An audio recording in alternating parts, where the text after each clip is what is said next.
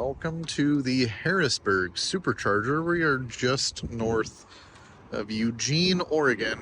We are at the Olson Run Food Truck, again in Harrisburg, Oregon. My name is Dasher Cam. Thanks for tuning in. We're headed over to Crater Lake today. I charged the car up to like 80-ish% at the house, but knew that I was going to have to stop and charge before we could get all the way over to Chiloquin, which is where we are staying. We had to end up stopping and charging here anyways. It says that we need to charge for like 15 to 25 minutes to make it all the way to where it is that we're trying to go. I do have charging scheduled at the Airbnb. They said that we would be able to charge there, so we pulled in here at about 67% and are pulling 70-ish kilowatts and doing a bit of a top charge before we leave. The unfortunate thing is that there is not any good charging locations between here and Crater Lake. For whatever reason, there just isn't the infrastructure. I did see that Tesla is going to put a charging station somewhere in Crescent Junction, I believe. So we might swing by that area and check it out, see what that is all about, see how far along they are with that Tesla supercharger. Hopefully the next time that we go to Crater Lake, it'll be a little bit easier for us to get there on a road trip with my parents. They came out from Florida and we're doing an EV road trip trying to check some stuff out. So I'm going to get some good dash cam footage for you guys as you might have expected.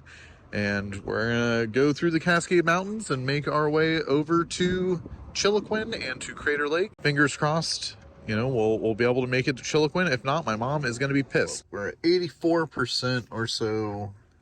We've got Chiloquin as the destination, and I just wanted to show you that there's really nothing at all anywhere near Crater Lake.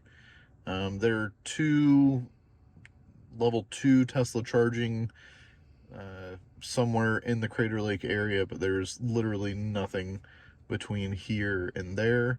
From what I understand, there is going to be a Tesla charger built at the Chimalt, probably pronouncing that wrong. And I also hear that there's a Rivian Adventure Network somewhere in the Crescent Lake Junction area. But at the time of this recording, Rivian Adventure Network has not opened up to anyone but Rivian, so we can't charge there. Now, we are up to 90% state of charge. It says that we'll arrive at roughly 18%.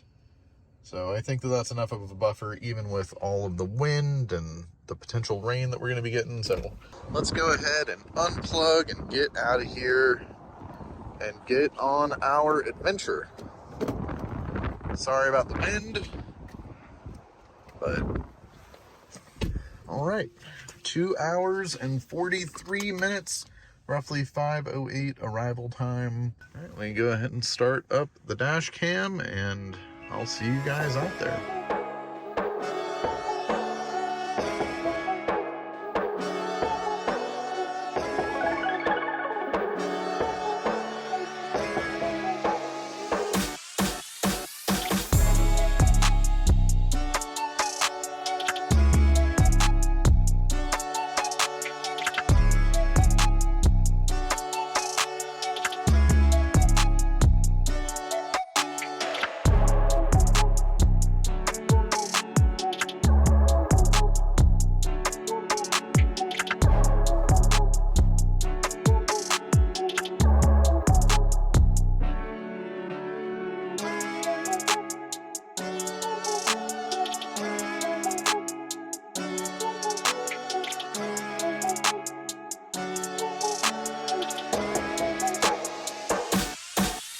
Had to make the executive decision to stop at Starbucks, as you might have imagined. Got myself some petite vanilla bean scones. I ordered 3. I guess I only got 2, no big deal.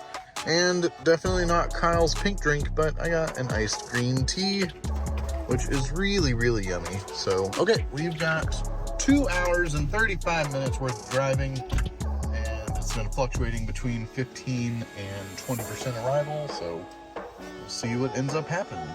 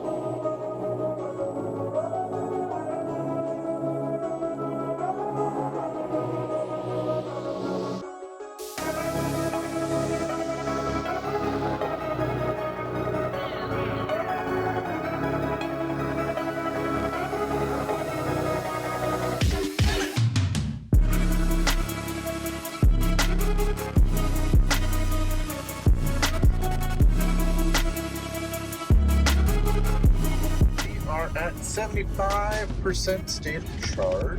Got about 35 miles since we left the supercharger in Harrisburg, and just wanted to check in and show you guys some of the beautiful views out here in Dexter. I guess that this is the Dexter Reservoir. 305 watt-hour per mile. Everything is going pretty smooth. The weather hasn't really changed much, and our estimated state of arrival is still around 19%. Maybe we'll check back in around 50% and see if anything has changed.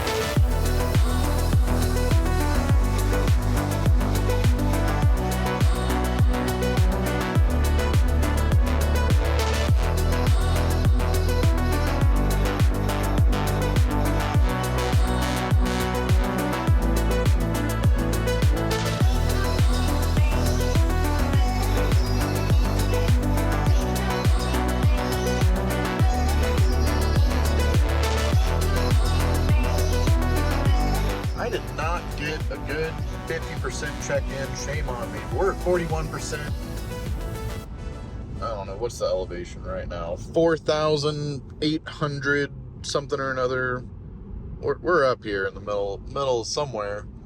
We've got a 13% arrival. I did go pretty slow up the mountain so that we can make sure that we made it. But yeah, life is good. It's beautiful out here. We got through most of the rain. See a little bit of snow. Guess we can't really see any snow right now, but I'm sure that we'll catch some on the dash cam as we continue on. 355 watt-hour per mile since we left the charger in Harrisburg almost 100 miles ago. So life is good. We're gonna make it. Everything's gonna be fine, but definitely had to go kind of slow to make sure that we would get to where we were going. And that, you know, that's the thing about EVs is if you're not gonna make it, just slow down and it'll extend your range. And then, like, we're about to go down a little hill right now. Hopefully, if you're going uphill, you'll also be able to go downhill and recoup some of the energy. So, all right, we'll check in maybe around 20-25%, see what it's looking like. But so far, so good.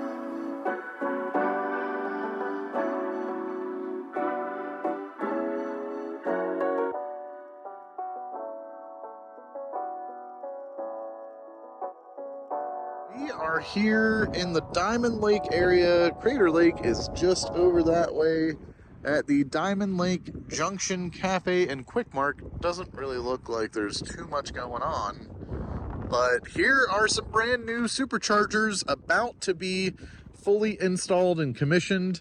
They're obviously not ready yet, which would have been really nice on this trip, but it looks like they're going to be version 3 superchargers. Really excited about this. We are in Chemult, Oregon. I believe that's the way that you phrase it. Off of 97, I think, is where we're at. So as you can tell, they are prefab and dropped into the ground. They're getting ready to put all the electrical infrastructure in, I assume. And then we'll be able to charge here at some point in time whenever we come back to Crater Lake in the future. So really looking forward to this. Again, I apologize for the wind, but I wanted to show you guys this, that there is going to be a supercharger in Chemult, Oregon. Hopefully by the time that this video goes up, the supercharger will be ready to go. But quick update from Editor Cam here, way in the future. I'm so sorry that it took me so long to get this video out, but I wanted to give a big shout out to my friend High Frequency Hertz on Twitter. I put a post up whenever I was at this Chimult supercharger, well, soon to be supercharger location, and said if anybody can guess where this supercharger location is, that I would go ahead and do something special for you in the video. So here it is, High Frequency Hertz. Shout out to you. Thank you so much for, liking and interacting with me on Twitter. I really appreciate it. If you guys don't already know, go ahead and check out his account on Twitter so that you can be up to date with a lot of cool stuff that goes on regarding like aviation and rockets, a whole bunch of other stuff too. But in the Oregon area, High Frequency Hertz is one of the cool cats that I definitely recommend following. Quick update regarding this Chimult supercharger. It is online. So I'm going to be going there pretty soon and doing a follow-up update video so that I can show you guys what's going on with that supercharger. And quick spoiler alert, I said that these were V3 dispensers. They're not V3 dispensers. They're V4 dispensers with the Magic Docks. Obviously, all the V4 dispensers have the Magic Docks installed, meaning that all EVs can charge at the Chimult supercharger, which is like a huge, huge deal. So stay tuned for another episode in the future whenever I get back out to Chimult, back out to Crater Lake, so that I can show you guys that supercharger. All right, back to the video. But, oh man, I really, really wish that I could have charged here today because I was sweating a little bit getting down this way. Thankfully, we are going to make it though. Right now we're at about 31% state of charge, and we've got another couple of miles before we get over to Children, just down the road over that way. So, all right, there it is, your first look at the Chimult, Oregon supercharger location. I figured that, why not stop since we're on the way here? And it doesn't really look like there's going to be many amenities for us to use whenever we are here in the future, but who knows? Maybe we'll be able to help revitalize this restaurant. I have definitely seen a couple of Teslas going north from California, I assume, on 97 here. So there will definitely be use for this supercharger whenever it comes online.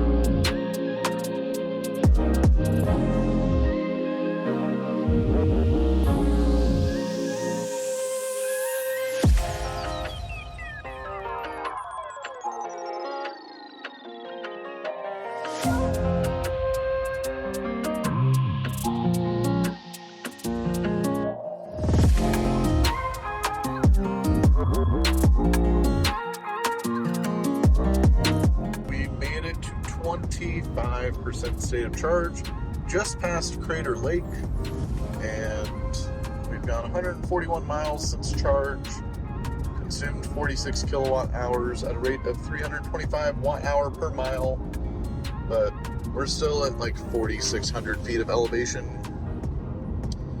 We're about 20 minutes away from our ending destination, and this is the last check-in. We've done pretty well so far, and we'll see what everything looks like whenever we get to the lodge.